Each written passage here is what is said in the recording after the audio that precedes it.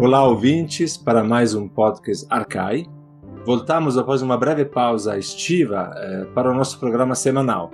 Esperamos que todo mundo esteja muito feliz de nos ouvir novamente. Para esse primeiro podcast do ano, decidimos começar bem de longe, diretamente da Índia Antiga. E a personagem de hoje é o escritor, filósofo, gramático indiano Bhartrhari. E o nosso convidado é Adriano Aprigliano, professor do Departamento de Letras Clássicas Vernáculas da Universidade de São Paulo. Eu sou Gabriele Cornelli, está comigo para essa entrevista a Bia de Pauli, na redação Flávia Vasconcelos Amaral. Olá, Adriano, olá, Bia. Olá, boa tarde. Olá. Seja muito bem-vindo, Adriano, para esse podcast. Como disse agora há pouco, estamos começando de muito longe. De quão longe exatamente estamos começando? No espaço é subcontinente indiano, em algum lugar do subcontinente indiano. Não se tem muita clareza de onde. É possível que seja um autor que tenha vivido na região do noroeste, do que é hoje o subcontinente indiano, talvez ali num espaço que modernamente é chamado de Uttar Pradesh, né, um estado no centro-norte da Índia. Alguns acham que seria mais para o norte, perto da região da Caxemira, e também alguns acham que seria um autor que viveu no Cone Sul da Índia. Então, realmente, é um caso... Poderemos desenvolver um pouco essa questão da cronologia, localização dos autores indianos ao longo do podcast, mas é um assunto bem difícil de estabelecer. Em termos de tempo, até um período relativamente recente, se acreditava que era um autor que tinha vivido no século VII, porque havia uma fonte budista, um autor chinês, né, que escreveu uma espécie de livro de viagens sobre a Índia, chamado I Ching, passou pela Índia justamente no século VII, e ele registra que o gramático Bhartrhari teria morrido 40 anos antes, né? Então se imaginava, o que é uma coisa difícil para a Índia, que havia uma datação bastante clara para esse autor, que seria alguma coisa ali como, né, segunda metade dos anos 500, ali 550, 600 e pouquinho, alguma coisa assim. Antes de a gente continuar, deixa eu voltar um pouquinho no tempo e dizer que, primeiro é um prazer ter você aqui. Obrigado. E como é de praxe no podcast Arcai, nós queríamos saber um pouquinho da sua trajetória. Como é que você chegou a essa personagem tão fascinante e, creio eu, super pouco conhecida, que é Bhartrhari? Okay, você então poderia nos contar um pouquinho sobre o que te levou a escolher o curso de latim na graduação, como foi esse caminho que, partindo do latim, levou você ao sânscrito e à literatura indiana antiga? Vamos lá, eu falarei com prazer sobre isso.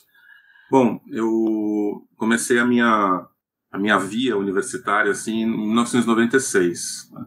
Foi quando eu entrei na faculdade já para estudar latim. Evidentemente que acredito que a maior parte das pessoas que tomam essa decisão não tem lá muita clareza, né, aos 18 anos, do que está fazendo, né? E eu não fui diferente. Eu tinha mais clareza do que eu não desejava fazer, né? Eu não desejava ser médico, como meus avós, toda uma geração dos Aprigliano, todo mundo é médico, né? Também não desejava ser arquiteto, como meu pai tinha sido. E eu achava que tinha um interesse maior pelo mundo das humanidades, mas era uma coisa muito, muito incipiente, né? Então, mas acabei entrando lá em latim, porque, sei lá mais por quê, né?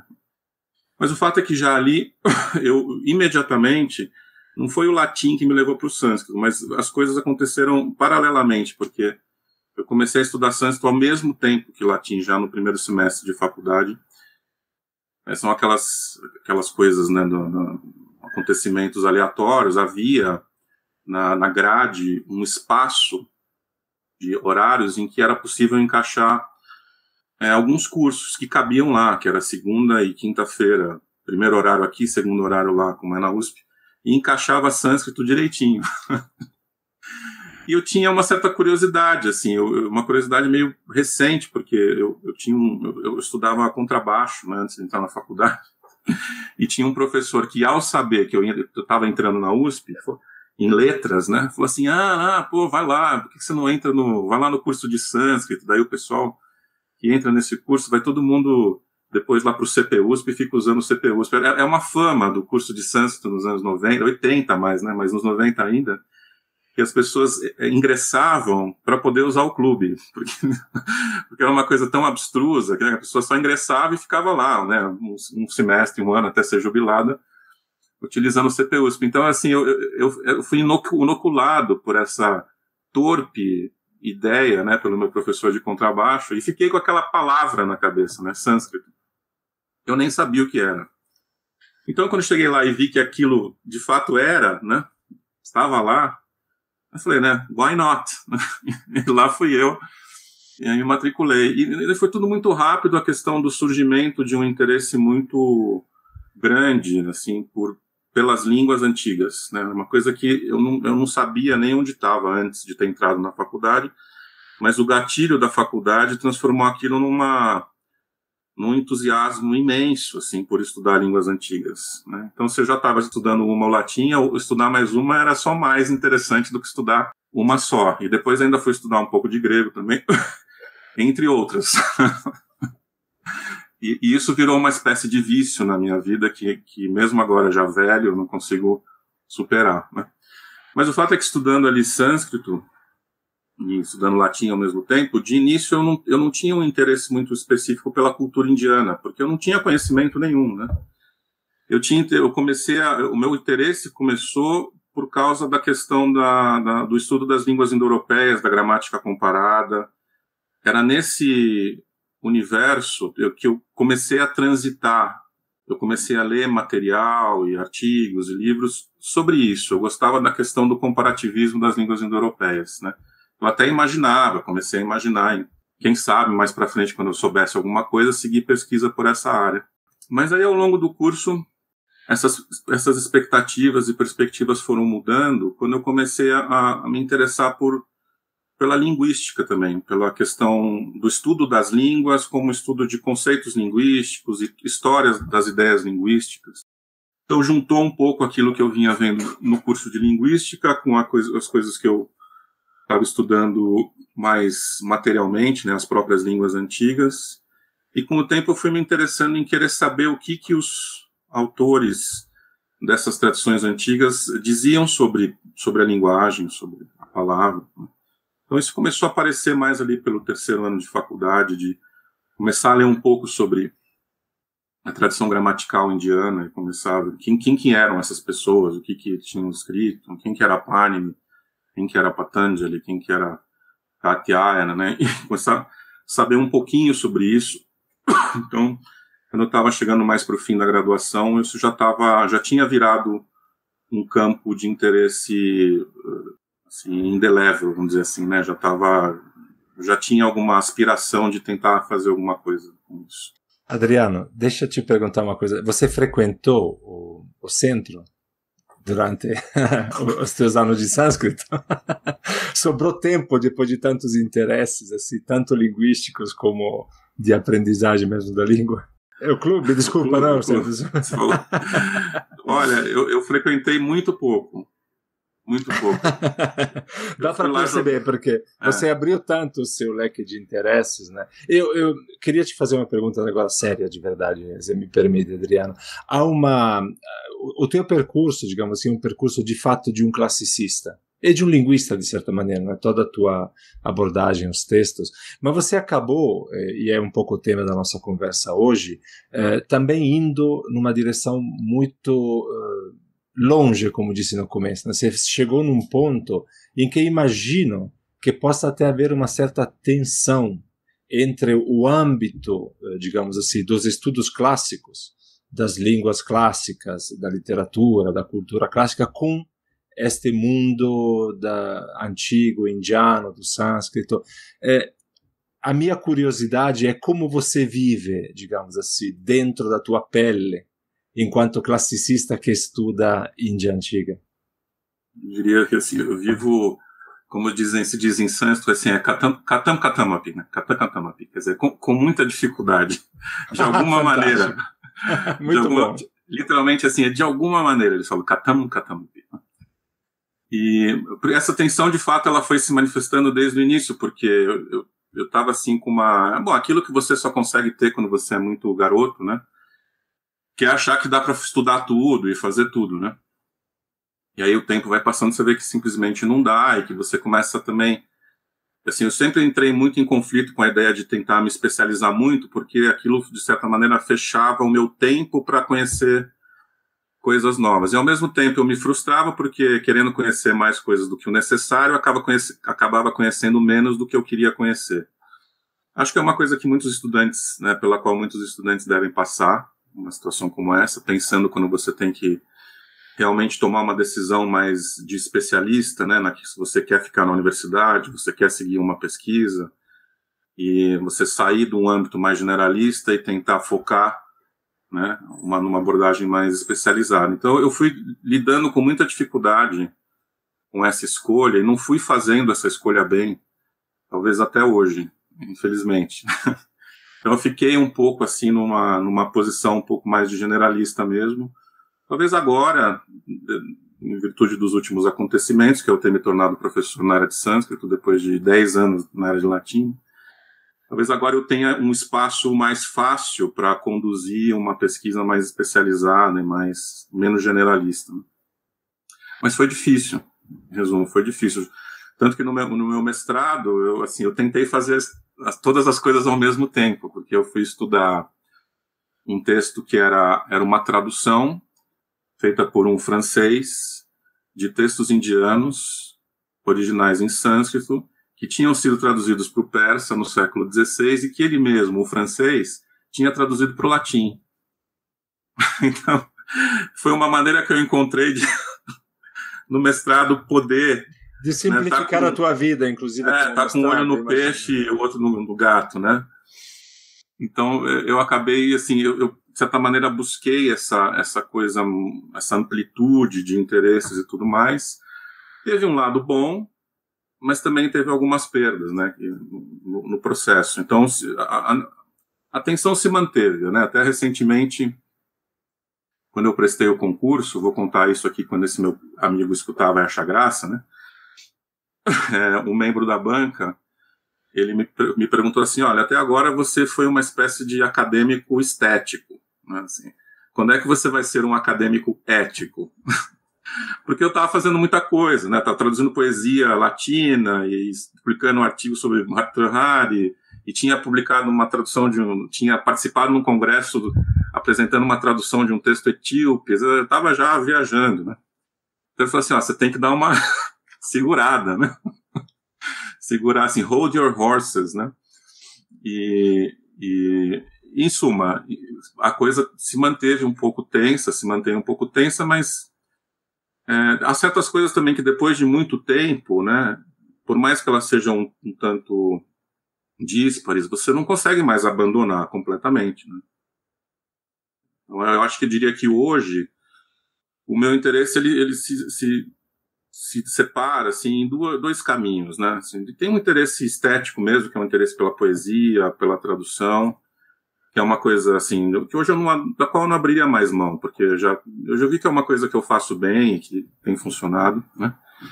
E a outra coisa é uma coisa mais tensa e envolve mais uma luta, uma dificuldade maior, que é a tentativa de entrar mesmo nesse universo filosófico indiano, ir mais fundo nisso, mas também não só, quer dizer, conseguir fazer com que as pessoas que aqui no Brasil têm interesse por esse mundo, né, especialmente as pessoas que estão no campo da filosofia e da filosofia antiga, que elas conheçam um pouco mais esse contexto, porque eu acho que há uma troca muito interessante aí que fica querendo se fazer, mas que não se faz, por falta realmente de conhecimento. Adriano, aproveitando aí o que você está falando, eu queria te perguntar o seguinte, com relação aos seus alunos, aqueles que vêm te procurar para aprender sânscrito, para estudar literatura indiana antiga, né, você está falando dessa questão da dificuldade que você sente, essa tensão que você sente. Como é que fica a situação deles?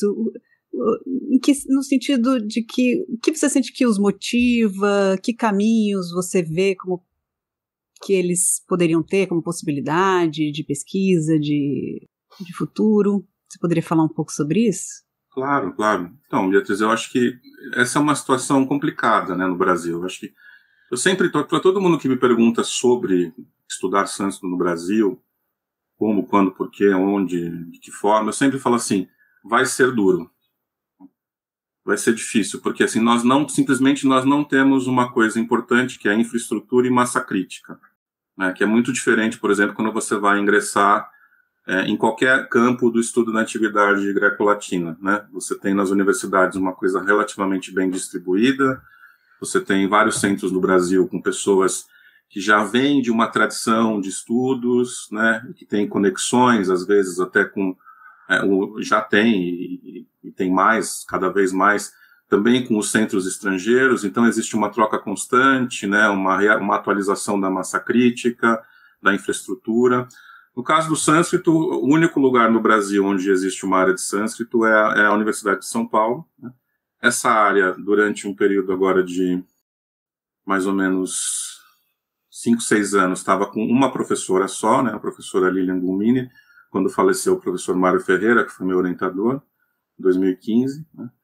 Daí agora, assim, era uma coisa muito inesperada, mas acabou acontecendo, de que esse concurso veio, que é uma coisa que eu estava aguardando desde 2005, então demorou 15 anos aí, né, para esse concurso aparecer.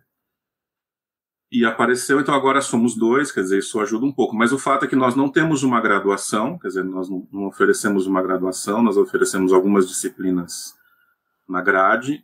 As disciplinas que seriam extremamente importantes, né, que é a disciplina de língua sânscrita, nem sempre há ocasião de que você consiga dar continuidade a um curso. Você dá um sânscrito 1, um sânscrito 2, todo mundo já vai embora, né? E você não consegue dar um 3. Então, a questão é como formar os alunos para trabalhar com qualquer grau, gênero de texto e de textualidade indiana em sânscrito. É um trabalho difícil, depende muito de um empenho dos alunos, porque de certa maneira foi isso que eu fiz, né? Eu fui assim uma pessoa extremamente persistente, assim, um verdadeiro mala sem alça mesmo, né? Perseverante, de ficar lá, e os cursos acabavam, e eu ia lá e pegava no pé da Maria Valíria de Melo Vargas, que foi minha primeira professora de sânscrito, eu queria fazer mais coisa, eu pedia para ela me dar isso, e daí fiz uma iniciação científica. E daí fui tentando estudar, né, o que faltava para conseguir chegar a um nível razoável de leitura de textos, meio que por conta própria. Quando cheguei no doutorado, consegui viajar, só no doutorado, né, viajar para estudar fora.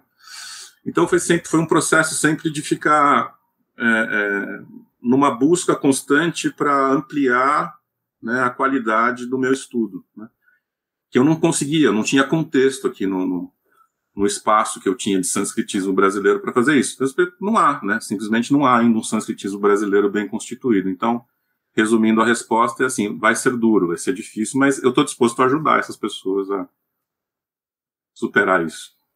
Que maravilha, Adriano. Muito obrigado por esse desenho que você fez, não somente do teu percurso pessoal, mas também da situação um pouco hoje de quem está interessado nessa língua e nessa literatura, né? E falaremos da literatura, especialmente da personagem Bhartrhari, logo após o nosso intervalo. Até já. Você ouve podcast Arcai, da Cátedra Unesco Arcai, sobre as origens plurais do pensamento ocidental da Universidade de Brasília. Assine nosso conteúdo no lugar em que costuma ouvir seus podcasts. Fique por dentro de tudo que rola na cátedra em arcai.nb.br e nas redes sociais @arcaiunb. E atenção, Arcai é com CH. Olá, estamos aqui de volta com o Adriano Aprigliano e falaremos agora, imediatamente, vamos entrar, Adriano, na personagem desse podcast, que é o Bhartrhari. Conta um pouco pra gente quem foi o Bhartrhari, tenta introduzir essa personagem no nosso palco aqui do podcast. Tá ótimo. Eu acho que o que eu vou dizer sobre o Bhartrhari acho que se aplica muito aos personagens da filosofia indiana. Eles são muito opacos como personalidades, porque a tradição não costuma oferecer, né, um desenho de personalidade, como a gente encontra, por exemplo, na tradição grega, na tradição latina, né? Você não tem um Diógenes Laércio, por exemplo, escrevendo uma vida dos filósofos, né? Nós temos doxografias indianas, mas elas não se dedicam, né, a falar dos personagens, elas se dedicam a descrever elementos dos sistemas filosóficos. Então isso é uma frustração, eu diria, de quem busca conhecer os personagens da filosofia indiana, né, você pode, o máximo que você consegue fazer em geral é extrair dos textos, talvez alguma informação cuja dimensão histórica é bastante difícil de definir sobre esses personagens. Mas, dito isso, eu posso contar assim, uma anedota, porque se não tem muita coisa para dizer da pessoa dele, existe uma anedota interessante que se conta sobre ele, mas ela é curiosamente também chinesa. Porque, assim, em geral, o que a gente sabe sobre os filósofos indianos é porque vem daqueles que os criticaram, né? Ou que tinham algum problema com eles, né? E quem tinha problema com os filósofos da tradição do Bhartrhari, né, que a gente pode chamar de, em largas linhas, de brahmanismo, eram os budistas, né? Então, budistas e brahmanistas é uma das grandes cisões intelectuais do mundo indiano. Então, há um autor chinês, que foi esse que eu citei de início, né, aquele Yi Tsing, que fez a viagem pela Índia no século VII, que conta que Bhartrhari era um brahmane, não diz da onde, né, mas que ele era muito... Ele gostava muito da vida mundana. Então ele tinha a sua prática, digamos assim, sacerdotal, mas ele se interessava muito pelas coisas digamos assim, do mundo dos prazeres, né, mulheres e as coisas boas da vida, né, e que ele acaba sendo atraído para o budismo e ele se converte. Mas daí várias vezes ele se larga do budismo para voltar para a vida de prazeres dele. Então ele conta essa história que ele fez 7 vezes esse caminho, né? Provavelmente 7 aí deve ser algum número simbólico, que ele foi e voltou, né? Se converteu e reconverteu do budismo para o brahmanismo 7 vezes. Mas eu sempre... adorei, Adriano, desculpa, adorei esse projeto de vida, vai e volta, vai e volta. Né? É genial. E que, no fim das contas, ele acabou aceitando assim, a filosofia, a visão de mundo budista. O que, de fato, é um absurdo, né? Se você ler a primeira palavra do texto do Bhartrhari, é evidente que ele não é budista. Ele jamais poderia ser budista. Então, assim, parece, inclusive, uma espécie de discurso para atrair para si, né, as grandes figuras do pensamento daquele tempo, né? Agora, se a gente não sabe muito sobre ele, especificamente sobre a figura dele, nós sabemos mais sobre o tempo dele, né? O tempo dele, que na verdade não é o século VII, mas é o século V, isso está estabelecido porque autores um pouquinho posteriores, cuja datação é mais bem conhecida, citaram a obra dele, e curiosamente esses autores também são budistas. Isso faz com que a gente date esse autor mais ou menos entre 450 e 510 como período de atividade dele. Agora, se você olha para a história da Índia desse momento, onde nós estamos, né? Nós estamos no período chamado Gupta, né? A dinastia dos Guptas, que toma praticamente toda a faixa norte do subcontinente indiano, né? E é um período de muita atividade intelectual e de muito apoio estatal a essa atividade intelectual e artística, né? Não só no âmbito bramânico, mas também no âmbito budista. Então a gente está num período que é considerado uma espécie de era de ouro, assim, do desenvolvimento das artes e das ciências no mundo indiano, né? Então Bhartrhari ele ocupa aí uma posição importante nesse momento, né? E ele justamente apresenta para o mundo indiano uma espécie de, nós podemos chamar de uma nova gramática. Se havia já uma tradição gramatical constituída na Índia de 1000 anos, que ela começa ali pelo século V, VI, de uma maneira bem clara, né? A gente está num momento em que ele está, de certa maneira, reapresentando uma discussão dentro do contexto gramatical. E ele está tentando, de certa maneira, quebrar, né, a recepção do discurso gramatical só no âmbito da gramática. Ele está tentando ir para o âmbito daquilo que nós podemos chamar de filosofia. Adriano, você poderia nos falar sobre o que seria essa tradição gramatical indiana e o que ela teria a ver com a filosofia? Poderia. Poderei e falarei. É extremamente importante dizer isso, né? Bom, a tradição gramatical indiana, para todo mundo que estuda, que está no âmbito dos estudos da linguagem, já ouviu falar, né? É uma tradição muito forte, muito pujante e tudo mais. Não necessariamente conhece o trabalho dos autores, mas no âmbito da história das ideias linguísticas, né, há uma espécie de uma deferência muito grande à tradição gramatical indiana. porque eles realmente eles foram muito longe, né, do pensamento sobre a linguagem e no descritivismo linguístico, na maneira de descrever as formas linguísticas. Então, a gente tem uma tradição que ela meio que surge, aparentemente, já muito bem desenvolvida ali pelo século V, né? Não que não haja elementos anteriores importantes no século V a.C., com uma obra de um gramático chamado Panini. E quando você busca no Google, você acha lá os paninis italianos lá, no lugar do Panini, mas é Panini, né? E as figurinhas também, Adriano, aquelas figurinhas de futebol, Panini, exato. Exatamente. Só que a vogal longa está na primeira sílaba, é Panini, né? Esse gramático, ele produz um texto extremamente difícil, complicado, extremamente algébrico, que é uma espécie de uma máquina de produzir formas, de formar a partir de bases de palavras e afixos, né? Ele produz uma sequência de regras que fazem com que você forme as formas linguísticas que nós podemos chamar de vocábulos, né? Então, ela é uma espécie de um maquinário assim, semi-algébrico, que indica todo o caminho para você constituir as formas corretas dos vocábulos, né, da língua que aquela pessoa falava, que ele não nomeia, né, nunca diz que é sânscrito, ele diz que é uma baixa, uma fala, né? Então, essa é a base do pensamento gramatical indiano, é uma espécie de análise linguística, ou seja, uma análise bem morfológica, né? É a percepção da constituição morfológica das palavras, mas também o processo de desmembramento e reconstituição das formas. Então, você tem esses dois aspectos, né? Você tem a percepção de uma unidade, que é a palavra, mas você tem o desmembramento das suas unidades menores e a reconstituição dessas unidades corretamente para formar o que eles chamam de sadhava, shabdha, né? As palavras corretas. A partir dessa tradição, há muitos debates vão se constituir nos séculos seguintes, né? Século IV, III, II, sobre minúcias do procedimento analítico. E é nesses debates que começam a surgir certas concepções que nós poderíamos chamar de concepções próximas de uma filosofia da linguagem. Eles começam a debater problemas como o que é a forma própria da palavra, quer dizer, o que a palavra é como uma entidade. Se nós temos que definir a palavra, né, ela é o quê, né? Bom, a palavra se refere às coisas, né? Mas o que é ela em relação às coisas? E de que maneira essa relação é possível? Então, eles começam a se perguntar algumas coisas desse tipo, né? E, na verdade, se você olha a tradição indiana, você percebe que isso já estava lá, mesmo no período paniniano, só que aparece em outros textos, né? Um texto muito interessante que é retomado por Bhartrhari depois é uma citação que aparece num texto que é uma espécie de análise semântica que a gente tem, de análise de sentido das palavras.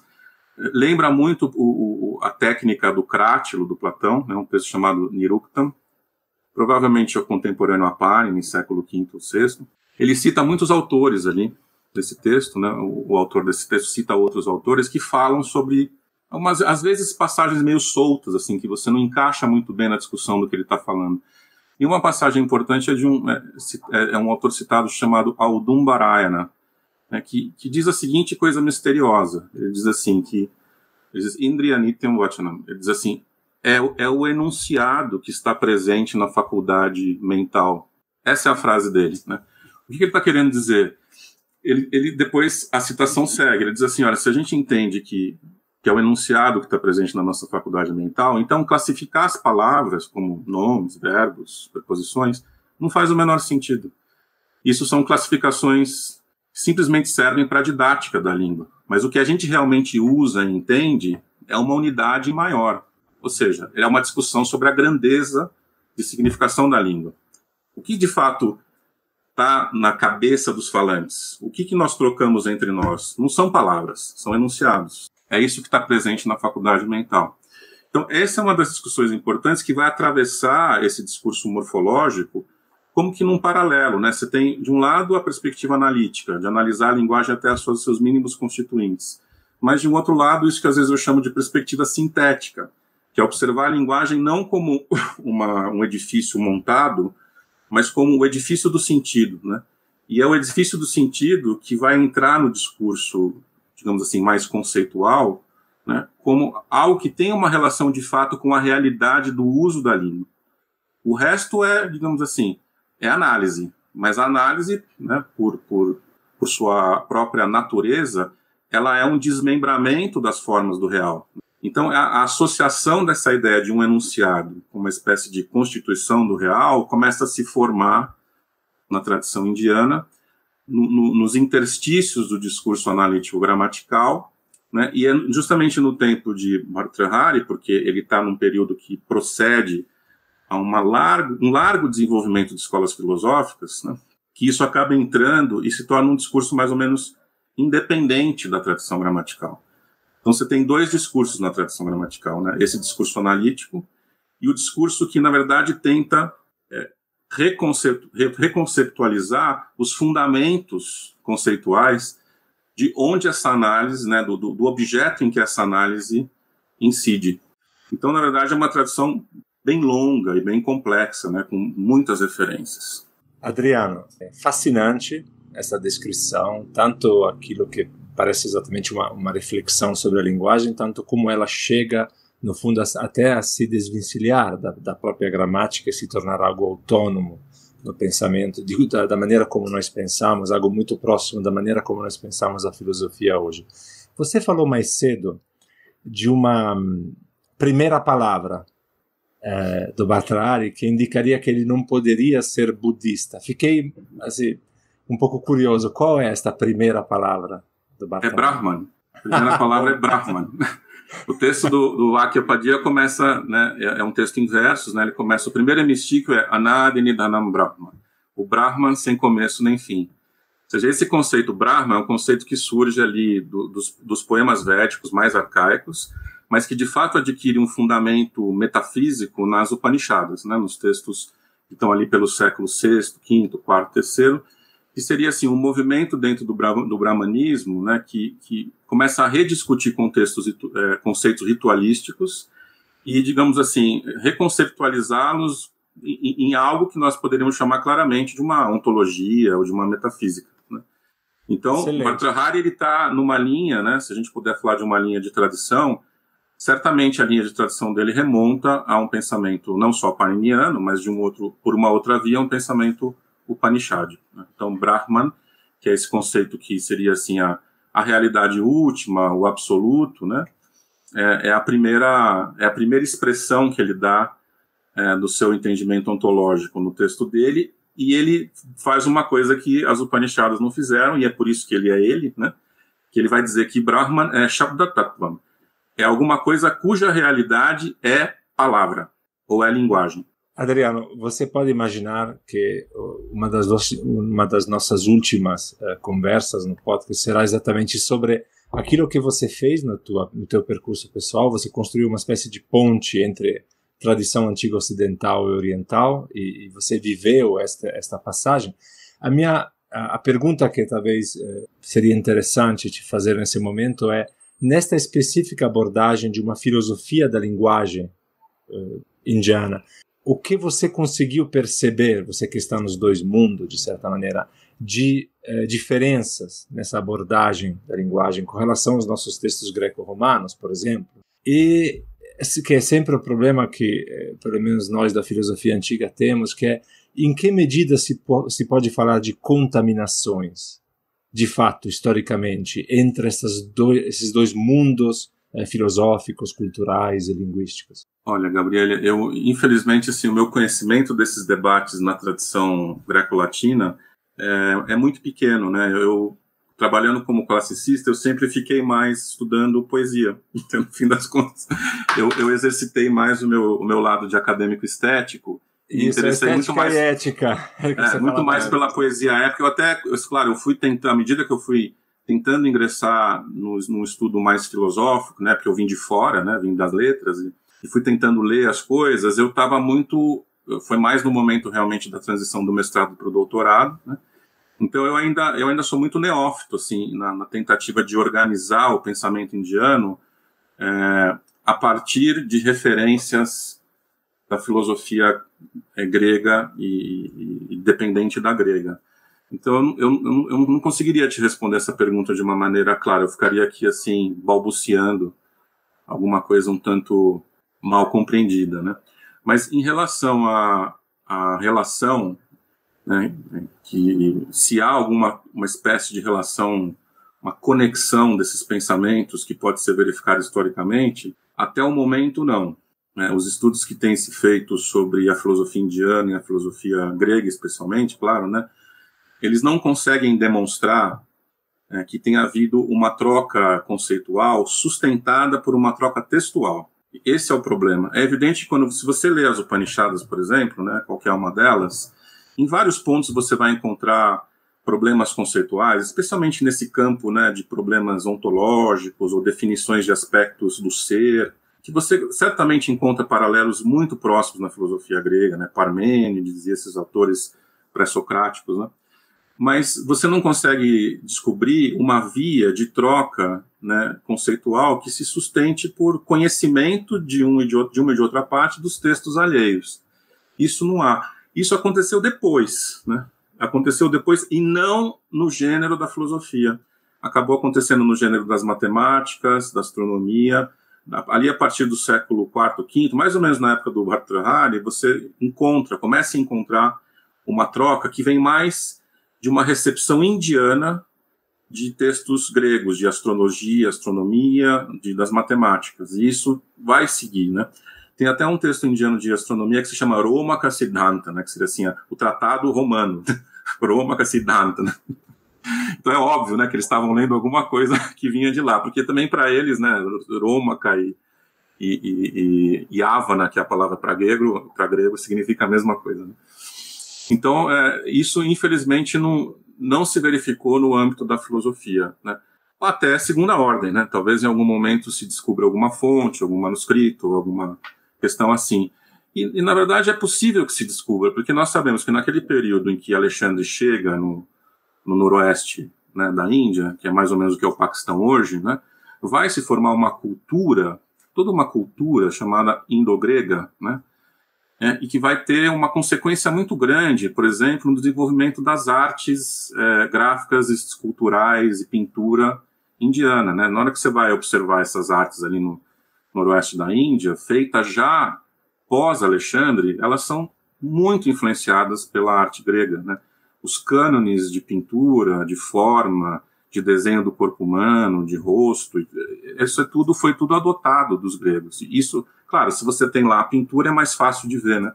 Então, a pergunta que muitos se fizeram, e eu continuo me fazendo, é assim, bom, se houve tanta troca, se os gregos estiveram lá naquele momento, né, por que a gente não tem uma troca maior nesse âmbito dos textos, né? Bom, eu poderia ensaiar uma resposta para isso, se você quiser. Adoraria. De fato, a gente tem um texto que sobreviveu, que é o Milinda Panya, que se chama Panya, né? Milinda Panya, que são as questões do rei Milinda. Milinda é a versão indiana de Menandro. Milinda Menandro, né? Que foi um dos generais ali do período pós-Alexandre na Índia, se não me engano, né?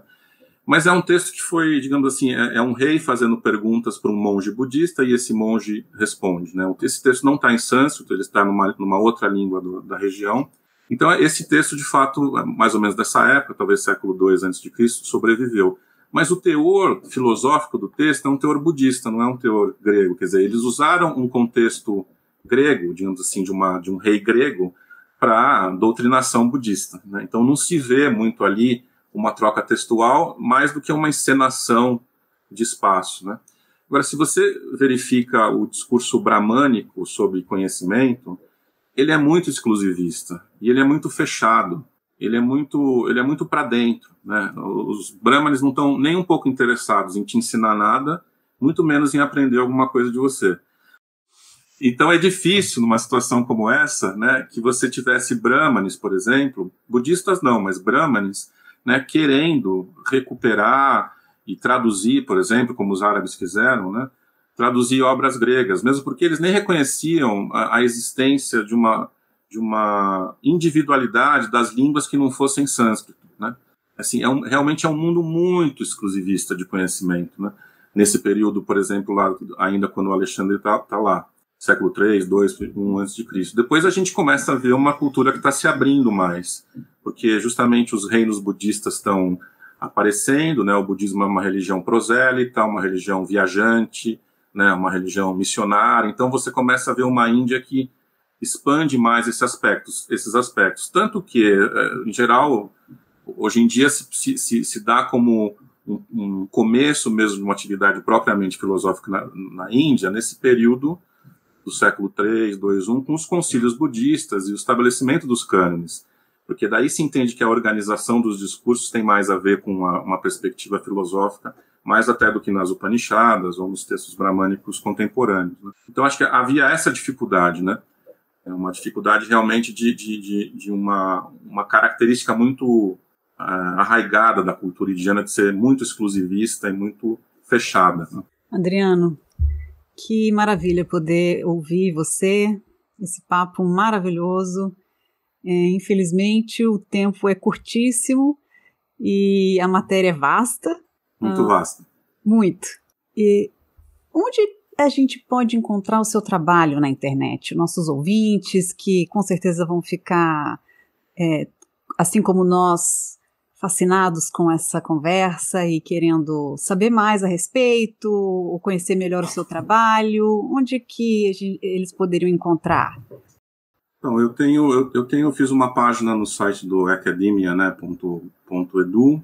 Então eu tenho a minha página lá em que eu vou colocando essas publicações, tenho ali links para alguns artigos que estão online, não tenho muitas publicações ainda nesse campo. Eu tenho um livro que é uma tradução do primeiro livro, né, do primeiro capítulo de um dos textos do Bhartrhari, está publicado pela Unesp, foi publicado em 2014, se chama Da Palavra, né, Bhartrhari da Palavra. E traduzi agora no ano passado, eu publiquei uma tradução das 12 mais antigas Upanishadas. São esses textos, né, que são, de certa maneira, se eles são o que o pré-socratismo é para a filosofia grega, eles são mais ou menos para a filosofia, para o conceito de filosofia na Índia, né? Então, eu traduzi 12 textos dessa leva, desse gênero de textos, que vão mais ou menos de 600 antes de Cristo a 1 depois de Cristo, né? E ali muitos desses grandes conceitos, né, essas grandes linhas conceituais estão ali. Então acho que é um texto interessante para ser conhecido. E tem esse meu trabalho poético aí de tradutor de poesia, traduzindo uma versão poética, eu chamaria de radicalmente poética, da Eneida de Virgílio. Fiz uma tradução do Canto Sexto, que saiu também ano passado, agora está para sair uma do Canto Sétimo. E a referência a esse material todo eu deixo lá na minha página do Academia, tem a minha página, né, no currículo Lattes, e tem o meu e-mail institucional para quem quiser me contatar, é apriliano, né, @usp.br, e essas são assim as minhas possibilidades de ser encontrado. Assim. E diante da pandemia está meio fácil de me achar, né? Em geral, estou aqui exatamente nesse lugar onde vocês estão me vendo. Muito, muito obrigado, Adriano, por essa conversa, por como ter nos levado com tanta generosidade para conhecer caminhos um pouco distantes, de fato, dos nossos estudos clássicos normais, no sentido kuhniano de normais, obviamente. Obrigado pela presença no podcast, obrigado, Bia, obrigado, Flávia, por estar na redação, e até o próximo encontro, até o próximo podcast. Eu agradeço também pelo convite, obrigado. Pedimos para Adriano recitar no original e em sua tradução uma passagem do primeiro livro do Vakyapadiyam de Bhartrhari. Aqui vai. Vakyapadiyam pratamam kandam anadi nidhanam brahma shabdatatvam yadaksharam vivartatirtha bhavena prakriya jagato yatah ekam yadamnatam bhinna shaktivyapashrayat aprutakvepi shaktivyah prutakveneva vartate adhyahita kalam yasya kala shaktimupashritaha janmadayo vikarashad bhava bhedasya yonayah ekasya sarvabijasya yasya cheyamanekadha bhoktra bhoktavya rupena bhoga rupena chastiti praptyupayo nukarascha tasya vedo maharshibhe ekopyaneka vartmeva samamnatah prutak bhedanam bahumargatvang karamanye katra changata shabdanang yatashakitvan tasya shaka sudrishyate smritayo bahurupascha drishta drishtaprayonjanah tameva shritya lingebhyo veda vidbhih prakalpitah tasyarthavada rupani nishritasa vikalpaja ekat vinan vaitinancha pravada bahudagata satya vishuddhistatrokta vidyaivaikapadagama yukta pranavarupena sarvavada virodhina vidhatus tasya lokanam angopangani bandhanah vidya bhendah pratayante jnana sanskara hetavaha asannam brahmanastasya tapasam uttamantapah pratamam chandasamangam ahurvyakaranam buddha prapta rupa vibhagaya yovachah paramo rasah yattat punyatamam jyotis tasya marago yamanjasah artha pravritti tatvanam shabda eva nibandhanam tatvava buddha shabdanam nastibhya karana drute tadvaramapavargasya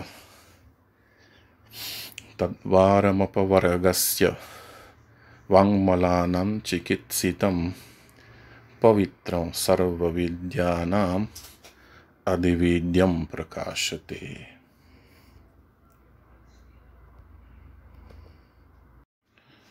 Vakyapadiyam, primeira sessão. O Brahman, sem começo nem fim, essência da palavra, indestrutível, que se manifesta na forma de sentido, do qual o mundo deriva, o qual Brahman, mesmo transmitido como um, por ser o suporte de diferentes poderes, ainda que deles não separado, existe como se separado fosse, apoiadas no poder do qual, o poder do tempo, em que partes são sobrepostas, vão a 6 modificações desde o nascer, fontes de diferença na existência, e do qual Brahman, semente única de tudo, eis aí essa condição múltipla sob a forma do fruidor, do que se frui da fruição. O meio de obtenção e a réplica desse Brahman é o Veda, que pelos Rishis, embora uno, foi transmitido como se tivesse várias vias, separadas umas e outras. As divisões do Veda têm muitos caminhos, e são membros de um único rito. O poder restrito das palavras observa-se em seus ramos, e tradições de muitas formas, de propósitos visíveis e invisíveis, nele apoiando-se, por meio de sinais, são concebidas pelos conhecedores do Veda. Apoiados na forma dos Arthavada dele, os discursos de monistas e dualistas, fruto de suas concepções, chegaram a nós de muitas maneiras.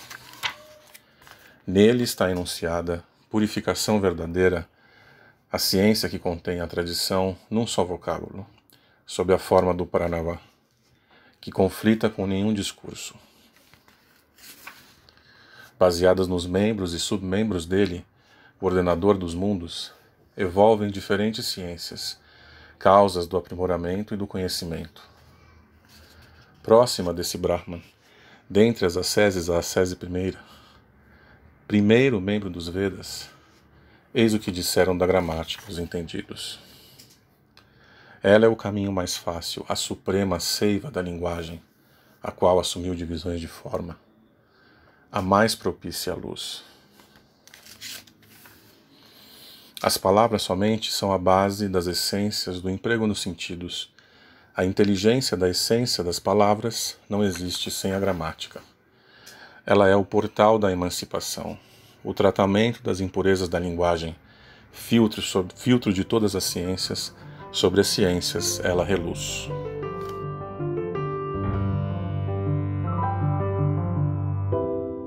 Você ouviu Podcast Arcai, da Cátedra Unesco Arcai sobre as origens plurais do pensamento ocidental. Produção: Arthur Sobreira, Beatriz De Pauli, Fernanda Pio, Flávia Amaral e Gabriele Cornelli. Locução: Marcela Diniz. Trilha de Dan Bodan. A Cátedra Unesco Arcai integra o programa de pós-graduação em Metafísica da Universidade de Brasília. Acompanhe nossas atividades em arcai.unb.br e nos siga nas redes sociais. Até a próxima!